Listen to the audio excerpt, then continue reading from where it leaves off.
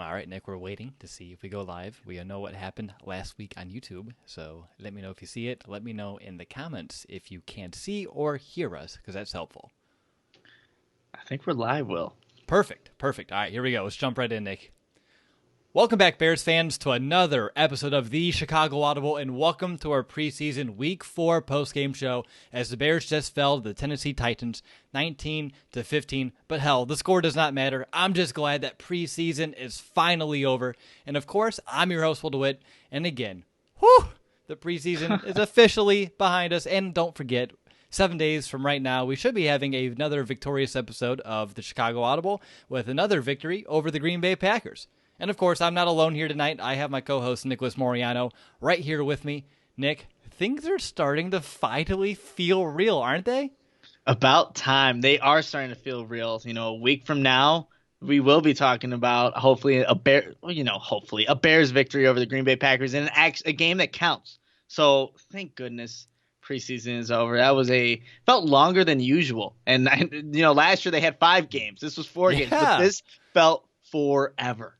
Forever, it may not even be a right word for this. It felt like an eternity, but yeah, I'm glad it's finally over. I mean, I'm not going to celebrate, a bunch of players losing their jobs, but this does happen each and every year. Mm-hmm. But as fans of the Chicago Bears and someone who's been covering this team for all this time, I'm ready to talk about real football. After what we saw in the playoffs last year, this offseason just drug on because there wasn't a lot of action going on because this team's pretty deep as it is.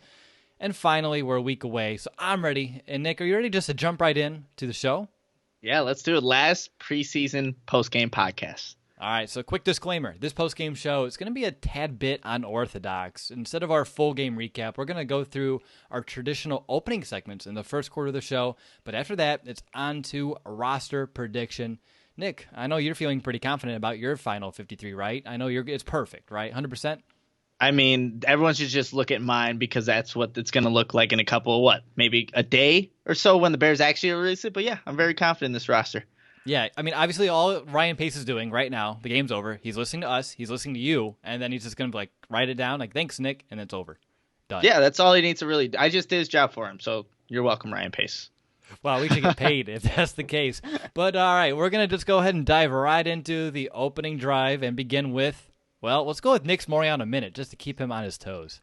Oh, man, I was opening up another screen over here. Yeah, Moreano Minute. I think for this one, we saw some players in this last preseason game just kind of take advantage of this moment. Even if they don't make it on this roster, a guy like Thomas Ives, who hasn't been very productive to the preseason, showed up in this game. You have Jesper Horsted as well, who just flat out had the game of his life today. That's what you want to see from some of these guys. We acknowledge that, yes, we're happy that the preseason is over. But again, in reality, a lot of guys are going to be losing their jobs. But I hope those two guys who, balled out in this last game with the Bears, maybe this was their last game with them, but at least they showed 31 other teams. Look what I can do. I put it on tape. Hopefully they end up at a spot, maybe with the Bears, maybe with somebody else. But that's my Moreano Minute, just acknowledging all the players that may not be able to get a spot here, but at least they showed their best in this last preseason game.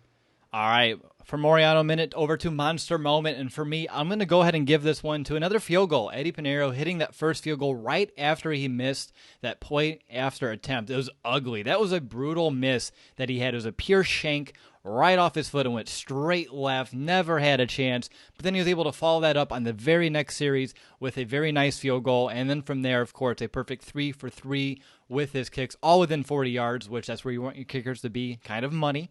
So for him to show that resiliency and hit that kick right after, you missed that kick and you heard some boos at Soldier Field, which I understand. But to hear that and him to kind of combat that, show the resiliency, some of the tenacity, some of that grit to overcome a mistake. Again, it's preseason, but still, he's the only kicker in this roster. We need to see him be able to take a mistake, learn from it, and change something. And that's what we saw today. So that's going to be my monster moment. So, Nick, what's going to be, I'm going to call it the Bear Racer this week. I like the Bear Racer. I think that's pretty fun. What's a moment from this game that you wish you can take back? Is that going to be that point after attempt, or do you have another moment in this game that you wish you can kind of change?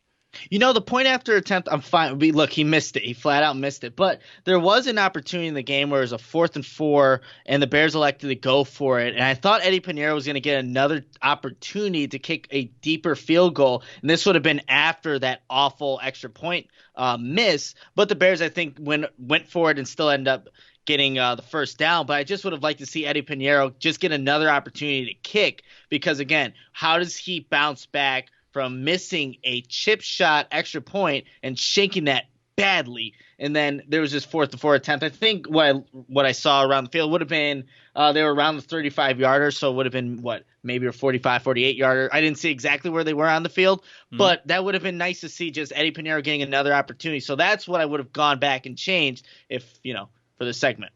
All right, so for me, stat of the game, we need to get into that. And I hate to just stay on the Pinheiro train, but it's the biggest thing in Chicago right now. It really is. And I'm just going to say it. 3 for 3 after missing that PAT in the first quarter, showing that resilience. I think, to me, that's the stat of the game.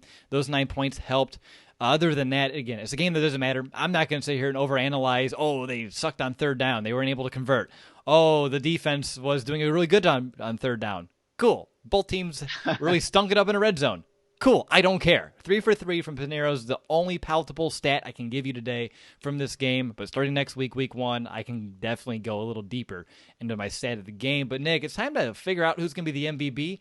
I don't think we're going to go Pinheiro here, but I have 3 candidates on my list. But I'm going to go to you first because I can pick and choose someone else. So who do you got?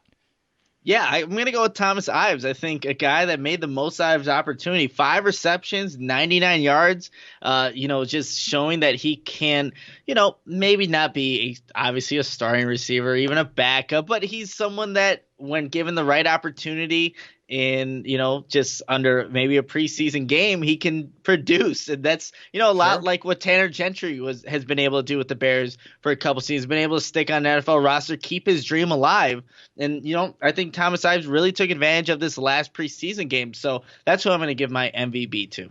He's my guy. I saw in training camp real early on when we were down there, late July, early August. And to see that kind of come out tonight was really cool. He was one of my 3. Number 2, I'll put 2A, an alternate here. Jesper Horsted. Last week, couldn't even remember his name. I was kind of battling a cold at the time, a little tired that night. But my God, that guy put on a clinic. He makes some really awesome, tough, contested catches. But I'm actually going to give my MVP over to Tyler Bray. The guy's slinging the ball to all these targets today. He finished 28 of 40, averaged over 8 yards per throw. He did get sacked 3 times later in the game when the protection kind of broke down, but he still hung in there. He took some big hits. He was able to bounce right back up, stay in that game, and he finished with a pass rating of 103 tonight. So for me, Tyler Bray, he's going to be off the team tomorrow, and he's going to be back on the practice squad here very soon, but for him to show out like he did today, he's going to be my MVP. Best quarterback play that we've seen all preseason long, but I will say a lot of that started with the protection up front, and it seemed like they were doing a little bit more with the route trees today, trying to open things up a little bit more into a real offense instead of a shell of it that we've kind of seen throughout the entire preseason. All right, Nick, before we do enter the second quarter of our show and give our 53-man roster predictions for the offense, any final thoughts on this game or the preseason in general? Because from this point forward, I'm shutting the book, and moving forward. Preseason's done. So any final thoughts on it or this game in general before we kind of hit that second quarter? Honestly, just looking at the preseason as a whole, there wasn't a lot of, I guess, big takeaways that you're going to say, oh, now I know what the Bears are going to do on offense. This is what maybe their identity is going to be. No, that's not the case. They're just kind of running plays. But this one, they did open things up a little bit. And I see a lot of fans in here early on in this chat, Will, saying they want Tyler Bray to be the backup. Yeah, so this is a game. Yeah, this is a game where you go 28 for 40, 329 yards. You're going to get people talking about that. Let's shut that down right now. This is the 4th preseason game. Matt Nagy was actually calling plays that, went past the line of scrimmage and, past the first down mark. Just airing it out a little bit. Yeah. Time out, Nick. It was actually, I think Dave Ragone was calling plays. Was it Dave Ragone? Because Helfrich was calling the other one. So what the offensive, they're giving everyone experience. I heard that on the thing. Yeah. So my mistake, but at least they're getting opportunities. He's made to look good because of those opportunities, but he's not better than Chase Daniel, everybody. He's just not. It was a preseason game against 3rd and 4th strings that won't be in the league after tonight. So I think we just need to put the brakes on in that conversation. It shouldn't be a conversation, but that's just kind of my takeaway from the whole entire preseason, because we've been hearing it the entire time now. Tyler Bray is greater than Chase Daniel. No. Yeah, I mean, and our argument, we talked about it last game, and I'm not going to dive into this, but look at what he did last year in the regular season with the starters, with the actual surrounding cast, and we can go from there. But I guess my final thought is you did see what we needed to from some guys, and I think we'll talk about them when we get into our 53-man projections and also the practice squad.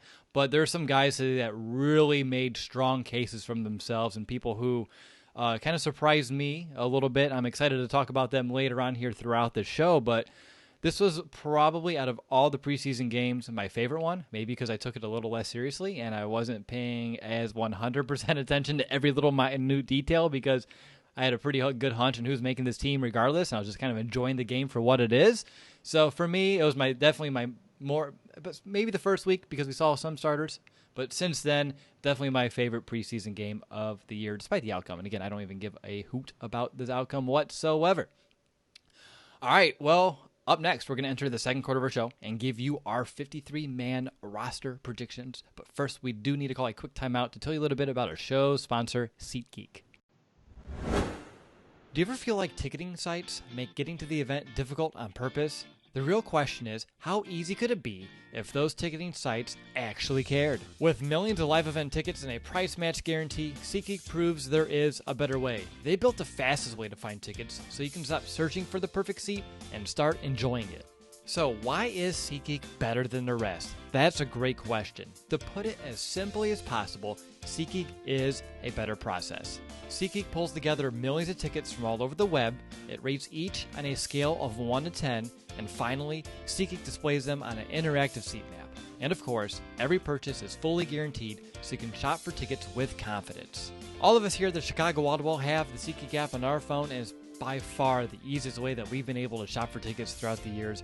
Earlier today, I was looking at the Bears-Chiefs game, the game we're going to. Still plenty of amazing deals left if you're looking at joining us later on here in the season. And here's the kicker. SeatGeek will even give you $10 off your first purchase, and all you need to do is use our promo code. Download the SeatGeek app today and use promo code BEARS for $10 off your first purchase. That promo code again is BEARS, B-E-A-R-S, for $10 off your first purchase on SeatGeek. Welcome back. You're listening to the Chicago Audible. I'm Yaroslav DeWitt. I'm joined by my co-host Nicholas Moreano, and this is our preseason Week 4 postgame show.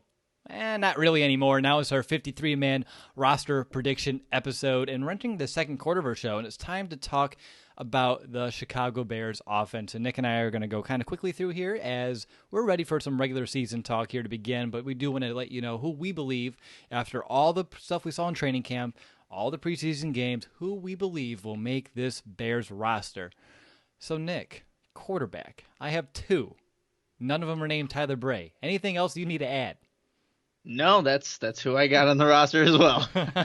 Mitch Trubisky, Chase Daniel, for those who are writing each and one of these down to make sure we do add up to 53. I think 2 years ago I actually had 54. So I did do like triple check math throughout this. It did change. This 53-man roster did change a few times throughout this game as well. So hopefully I am correct. Let me know if I'm wrong at the end of the show. Moving on to running back, Nick, how many running backs do you have on this roster? So this, not that this is a shocker, but this is going to be I guess one of the positions where I did have one more than anticipated early on. I have 4 making it. So I do have Tariq Cohen, David Montgomery, Mike Davis, and I have Kareth White Jr. making this roster. I think if you put him on the practice squad, people who have obviously have some tape on him, you see the kick return ability. He's someone that I think would be picked up, potentially put on someone else's 53 if they're not as confident in the running back position. But I have Kareth White making it. I have the same exact 4. I think this is going to happen mostly throughout the episode for those listening. I mean, this team is so deep. There's only a couple positions that can go either way here. But I do have the same 4 when you have Cohen, Montgomery, Davis, and White. I was torn on White. I think he could stick on that practice squad, maybe. But I don't think it's worth the risk because his athletic gifts is something that teams would covet. If we brought on Taquan Mizell from the Ravens practice squad 2 years ago, someone would bring in Kareth White and kind of poach him from ours. So that's my thought, and that's why I went with him. I did have to cut someone later on who I didn't want to, but we'll get to that in a moment. Moving on to wide receiver, Nick, how many do you have? Do you have more than 6? I do have more than 6, so I'm going with 7 for wide receiver. And you know what? Before I say mine, how many did you go with? I got 6. That's my baseline. So I had a hunch that you may have gone over. So you have more. So let me give you my 6, and then you can tell me the addition because I'm sure All that's how right. it's going to go here. You have Allen Robinson, Taylor Gabriel, Anthony Miller, Cordero Patterson, Javon Wims, and Riley Ridley. That's my 6. You have Then I'm 7. Who do you got? I'm gonna add Marvin Hall to that Mm-hmm. list. I think if you were to only look at his stats from the preseason and see what he did, that's not a good indicator of what he could have done this season, especially with how the quarterbacks played early on. There are a couple touchdowns that he should have had, but just watching him in training camp, he was a guy that was consistently, available on the deep ball. And I think that's what Matt Nagy wants to have in this offense. So I think he is a guy that's just a flyer. You can utilize him also on special teams as well. They had him at punt returner, kick returner, but I think he does end up making it as that 7th wide receiver. Okay, see, this is interesting, and I can't wait to see where our numbers differ later because I was either or, Kareth White or Marvin Hall, because they both bring that speed. And I had, if you put White to the practice squad, at least on my roster, that opens the spot for Marvin Hall. I didn't see Marvin Hall out there today, did you? No, I didn't. That's what Didn't makes see me him. think he could make this team. Yeah, no, absolutely. I don't know where he's going to cut him. I don't know where this is going to change because I had a hard time finding a spot for him. So we'll see. But the fact I didn't see him makes me lean towards you that he should be on this team. And they brought him in for a reason through free agency. We saw him being very active in training camp, and you said it. Preseason production, not ideal, and it's not a good indicator because there are 2 touchdowns left on the board where he had his man beat, but the quarterback was not able to make the throw, and that's not on the receiver, that's on the quarterback play. So for me, I agree with you. I'll see where you make some other cuts here, but for me, I could not find a spot for him, so I'm very intrigued to see where this goes. Moving over to tight end, who do you have?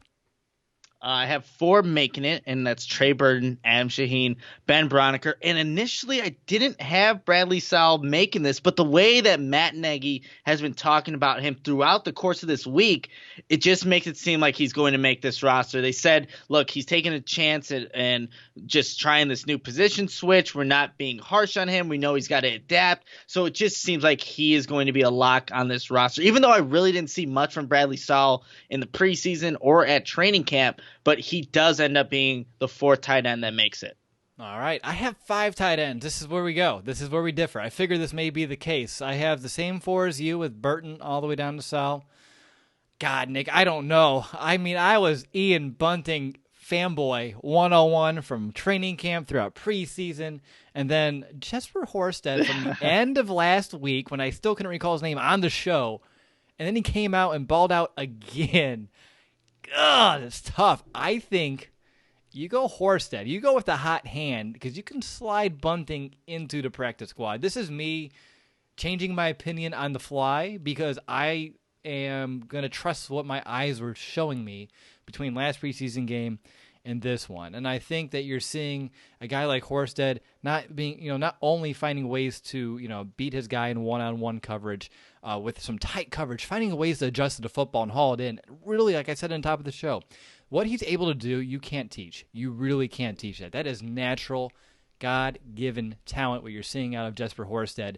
And he's super smart. You're going to have 2 guys on this tight end, on this roster from, Ivy League schools. You have Broniker and now, of course, well, maybe, we don't know yet, but Horsted now. So for me, you get the Harvard and the Princeton. That's a really smart group right there. And again, Ian Bunting, he does need some work with his blocking, and I think the practice squad is a good spot for him. It's not a bad thing. Ben Broniker, Daniel Brown, years ago started on the practice squad, worked their way up, and I think he'd be a good guy waiting in the wings. Same with a guy like Dax Raymond, but we'll talk about the practice squad here in just a little bit. But as a guy, as myself, who's been so high on Ian Bunting, and I'm changing my mind here because Horsted just proved otherwise, I just want to kind of reiterate that I'm not down on Bunting, but Horsted's a hot hand, and I think he really could be a good fit here on this team.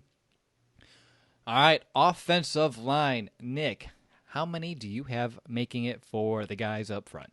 Yeah, so I have 9 offensive linemen making this roster. They had 9 in 2018, and they've had 8, and 9 the other years. But I have Leno, Whitehair, Daniels, Kyle Long, Bobby Massey, Ted Larson, Rashad Coward, and Alex Bars. I think I've seen enough from Alex Bars this preseason, showing the versatility, which is another key addition to that. I just had to put him on this roster. If another team saw this tape, you're seeing a lineman that can play the guard position effectively, but did so at the last minute when one of his teammates got injured, put him out at tackle, and he wasn't the worst tackle out there because of the play of the Bears, basically, in that game against the Colts, but that versatility, that Harry Hiestand connection, put him – I had to put him on my 53-man roster, so I have 9 offensive linemen making it.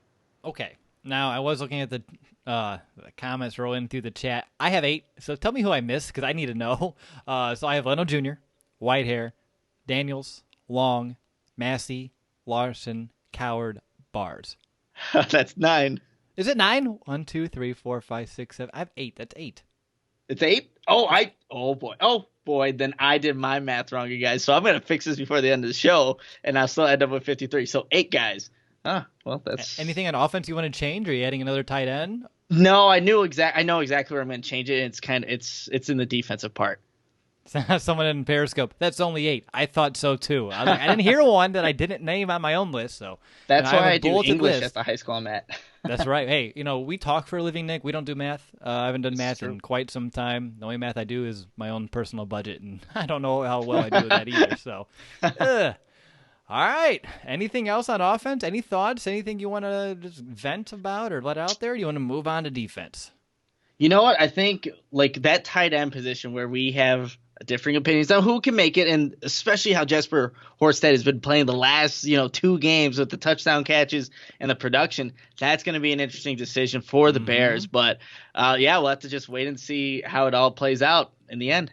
And it's not just these preseason games, because I was going through my training camp notes. He made some plays in camp too, and it wasn't as much as Bunting, but he was out there and he was making some plays, and he was someone that was so far down on my radar because I was really looking at Bunting and Raymond as those undrafted free agents that the Bears should be high on, and I overlooked Horsted.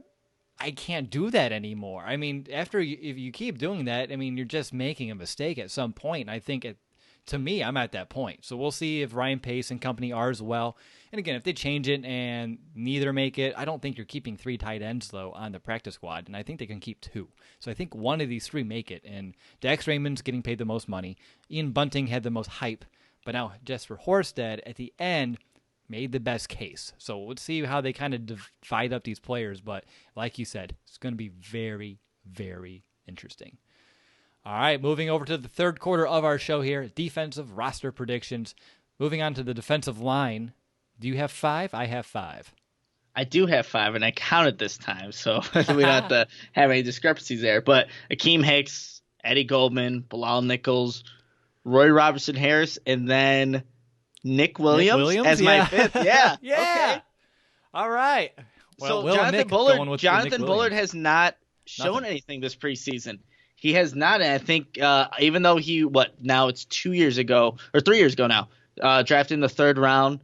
Yes, there's some high expectations from him in Florida with that get-off speed, but that has not translated in the NFL thus far.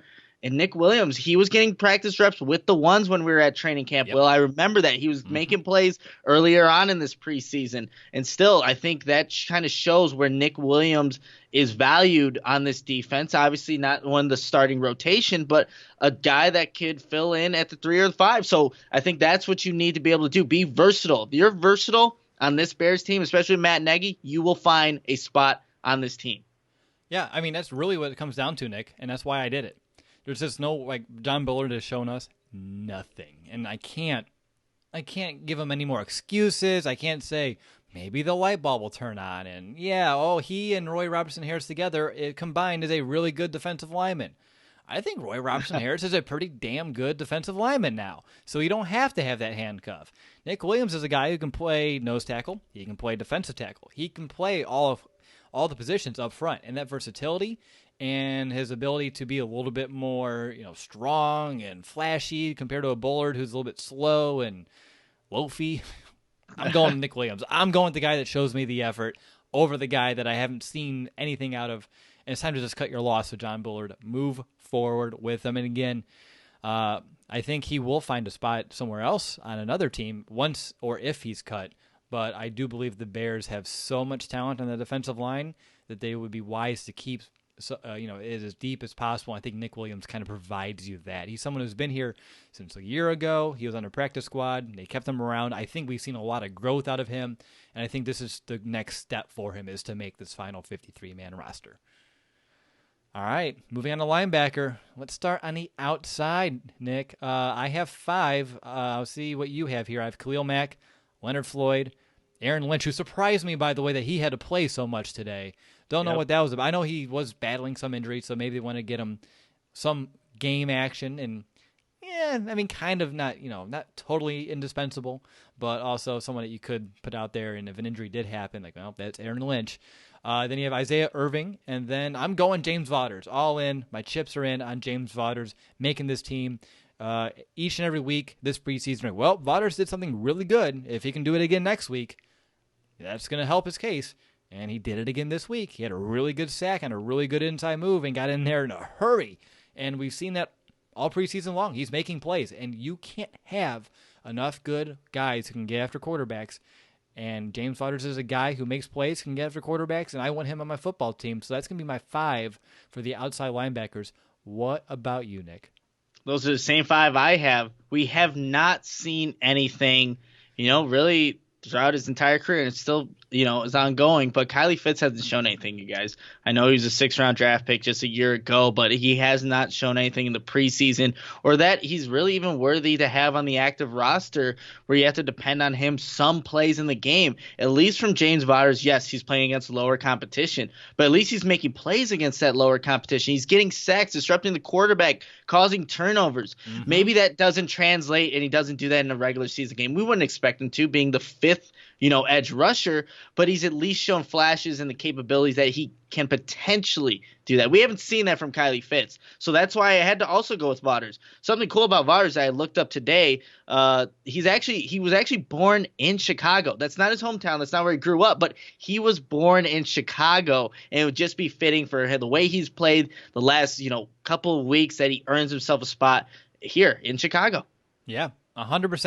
And I think Fitz, he does have practice squad eligibility, but spoiler, I don't know if I would keep him on the practice squad because I just don't see what we could potentially even develop with him. He just doesn't seem like he's NFL capable to a degree in which we want him to be here in Chicago at least. But yeah, same 5. We agree. It's Vaughters' house, and I'm trying to come up with a good pun like Slaughterhouse, but the S at the end of his name kind of screws it up. But I tried it. But inside linebacker, how many do you got? Inside linebacker, I have 4. The Bears, since Ryan Pace has got to Chicago, he's had 4 every single year, and I think that stays the same this year. Dan Trevathan, Roquan Smith, Nick Kwiatkowski, and Joel Buniwe are the 4 inside linebackers that make this roster. 5. Oh, boy. All right. I'm going with my guy, KPL, Kevin Pierre-Louis. I liked what I've seen out of him all of training camp. I think he's going to be a very sound special teams player. And when you're looking to fill that bottom half of the roster, you're trying to go for special teams guys. It's not as much about the position as much it is about what they can provide you on special teams. And I think Kevin Pierre-Louis and Iggy, as well as Kwiatkowski, those are 3 guys who can all play special teams at a very high-ish level, decent level at least. And so for me, those are the guys I would like on this roster. I think Kevin Pierre-Louis is a very instinctual linebacker. I've seen some really good things from him. He flies to the football. I don't think he will need to play defense this year. I think there will be guys ahead of him. But I did have to make some cuts elsewhere, as you know, and that's going to be in the secondary. So let's look at that. Cornerback. I'm assuming you have more than me because I have 5.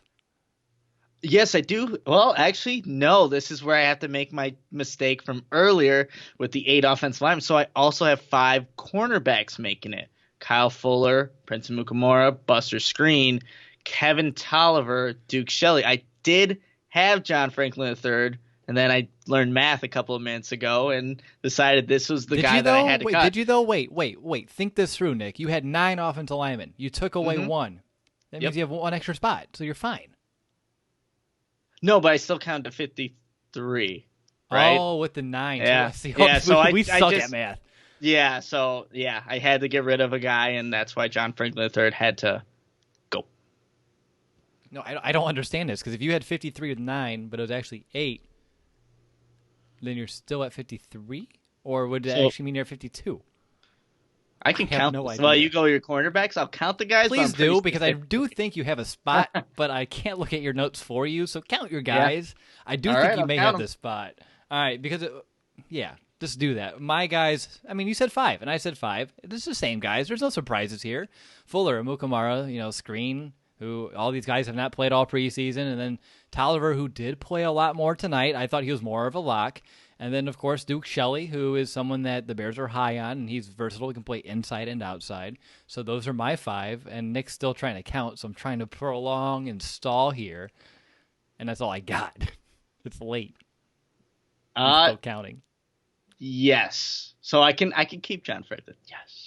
I thought so. Yeah. Yeah, so the thing is with John Franklin, and what I was kind of thinking, this is where it could either, if the Bears, because there was a lot of talk earlier on, right when training camp was rolling around, will the Bears go this big dime package? And I was thinking maybe they do take another safety in the spot, but they've consistently had they've had 6 cornerbacks on this roster. 2018 they had 6, 2017 they had 6, and you just want to see if you can have some developmental guys behind Prince Mukamura, who's most likely not going to be here after this 2019 season. And I think if you have more people in there, not just Kevin Tolliver, who could be the exception to that, you give another guy like John Franklin III maybe an opportunity to grow. Yes, that would be good for the Bears moving forward. So that's what my reasoning was for keeping a John Franklin III on this roster. All right. Let's move on to safeties. I have 5. You have 5? Are we doing math? We're doing math. We're yes. mathing. Who are your Great. 5 though? My 5, Curious. Eddie Jackson. Clinton Diggs. Are you surprised yet?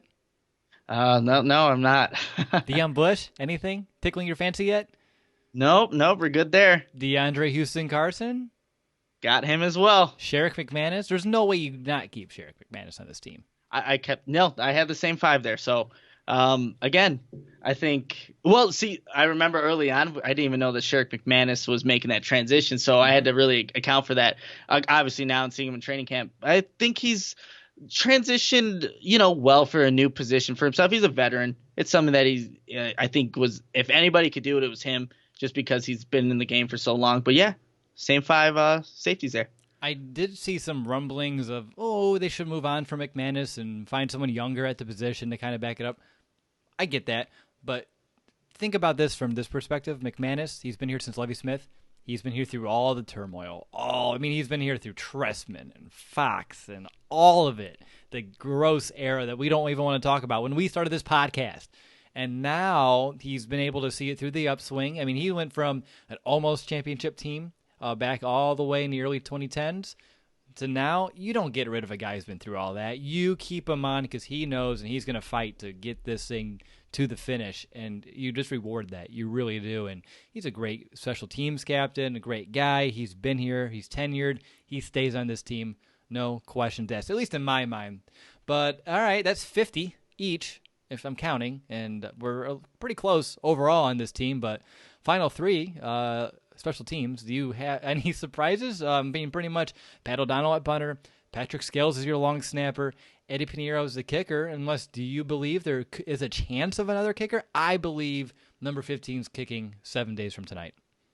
Yeah, he's going to be your week 1 starter, Eddie Pinheiro. After that first extra point, you're wondering, are they going to bring someone in? But he really rebounded after that, and I think come Green Bay, you will see Eddie Pinheiro. But we'll see. I think it's the first 7 weeks where you can really tell if the Bears want to stay with Pinheiro, see how he obviously handles the situation, the pressure of being the Bears kicker, which we all know is no easy task. But yeah, so same 3. We don't really have any other options for those special teamers, but that's fine for now. Those are the 3 that make it, and that hopefully adds up to 53.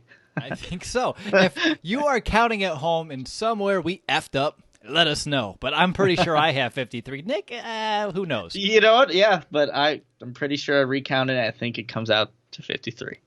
Cool. Well, do you have any practice squad guys? I have a handful of guys who I would like to see under practice squad. Again, you never know because they are scouting the entire NFL. The Bears have scouts all over. It's watching everyone's team for all the depth, and they're going to bring in some people from other teams. And I don't have the human capability to do anything like that, but I can tell you who I like on this team, who I think has a good shot at making the practice squad. Do you have some of those guys too?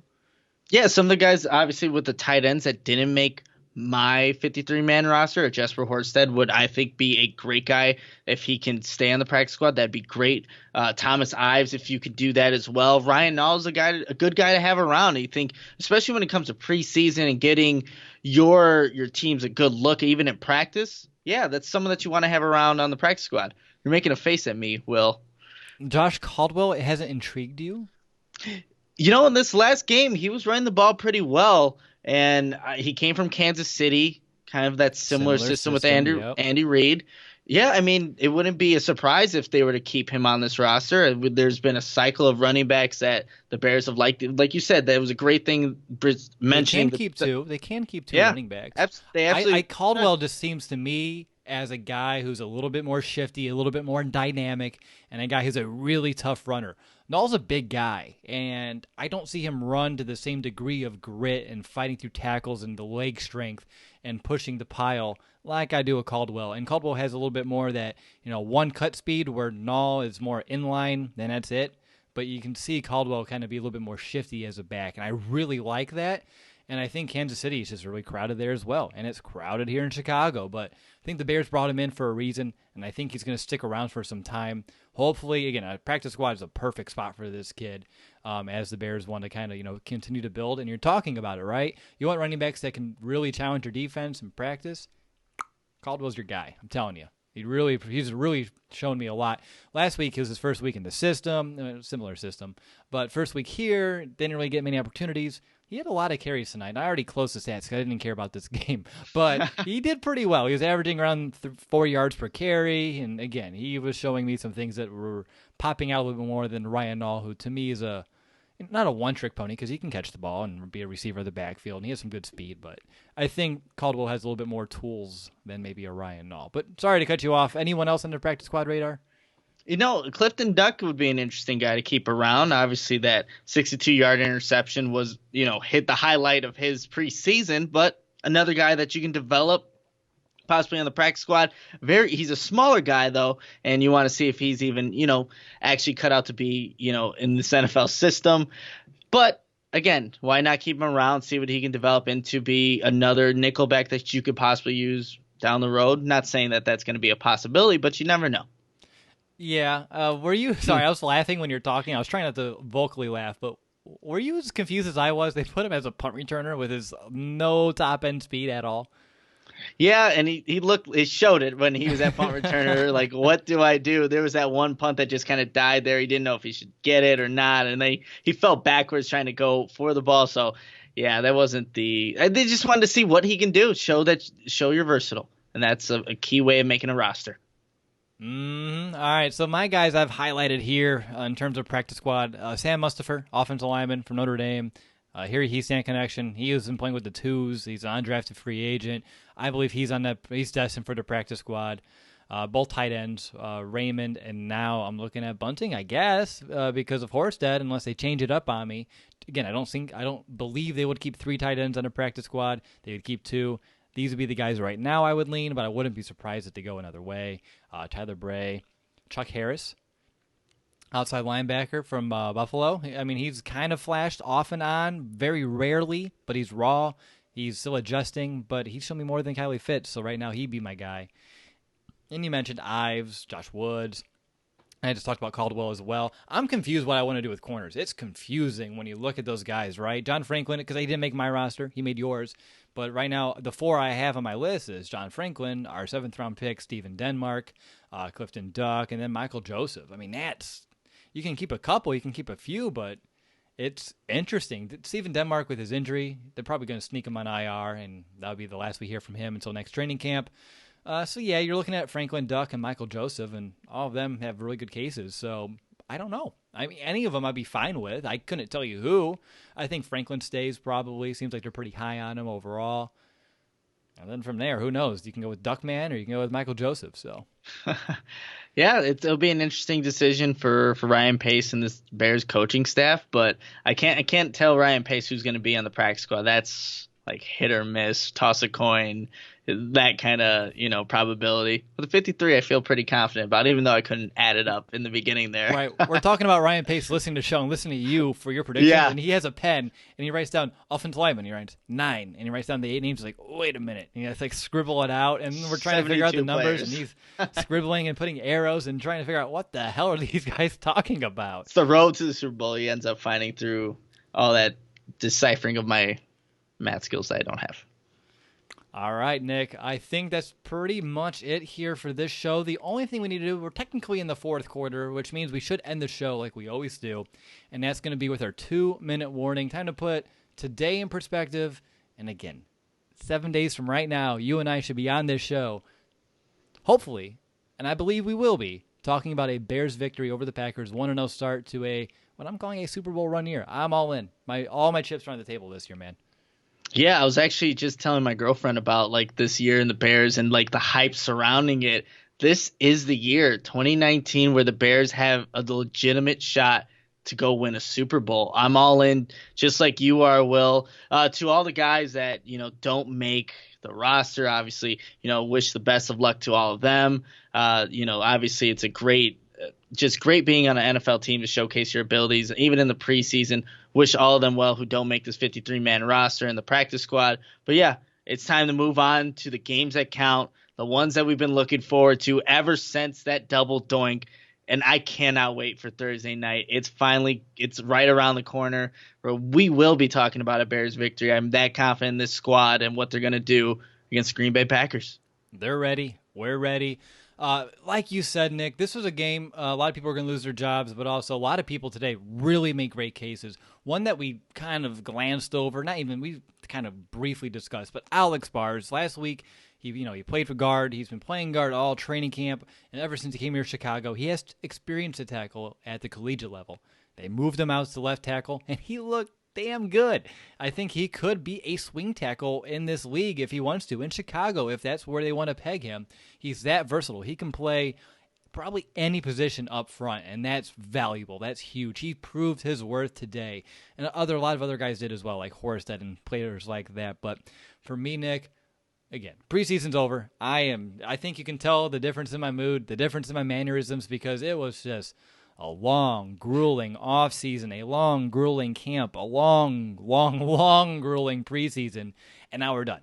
And after this show, you and I get to get right back into our season routine. We're going to be pumping out articles. We're going to be pumping out podcast after podcast, and I can't wait to cover this season.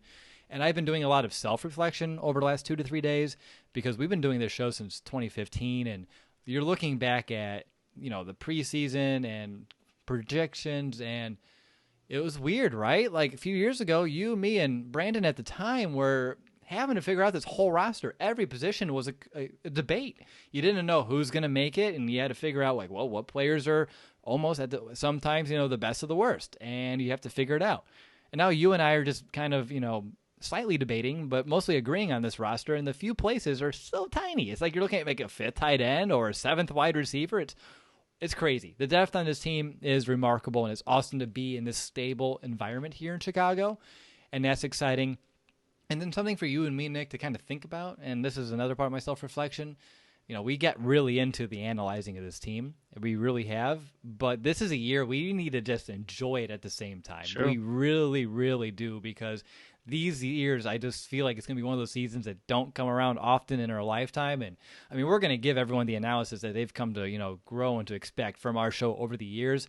But I'm ready to bring the fun back into it. And I don't think we ever took it out, but I'm just want to show my excitement for this team. And I won't be a huge homer, but I'm all in. I told you, this is the year. This is going to be a great season of Bears football. And I can't wait for you and I to share this with everyone, all of our listeners. And number 2, I can't wait to enjoy this with you. I really can't. You and I, we've been through some tough times doing this show, because there were post-game shows years ago where we're just sitting here like, we don't want to go live. This is a bad game. This is a bad team. We don't want to talk about another loss. You're talking about 12, 15 losses a year. I mean, it was tough.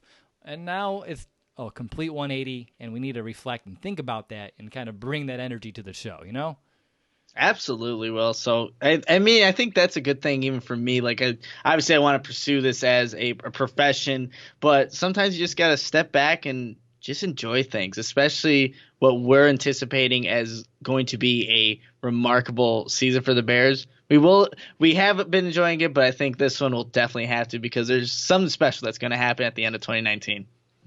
Well, also in February 2020. Yes, very true. All right, well, that's a wrap. Nick and I, we just had, like I said, we just put a grueling preseason behind us, and it feels like forever ago that, like I said, we've ever seen the starters do anything, right? Like the last time we saw them was at camp, and that almost feels like a lifetime ago. I'm losing my camp tan, and I'm like, like I need to get back outside. Too much working. But I also make an excited announce for you listening at home. The next week we are going to begin our usual game preview coverage, and I say usual, but at the same time, I know it's going to be a short week, so we're going to be going quick hit, show after show after show. So get ready. Our first episode next week is going to be Meet the Opponent. It's going to be on Monday night is when I'm trying to schedule this thing with our guests. First Meet the Opponent episode of the year, which is going to kick off a very quick week of podcasts to get you ready for kickoff. Not that you're already not ready, but, ready from our standpoint. So pat yourself on the back for surviving the offseason, training camp, and now the preseason. It's time to get back to game week. But until then, bear down, Chicago.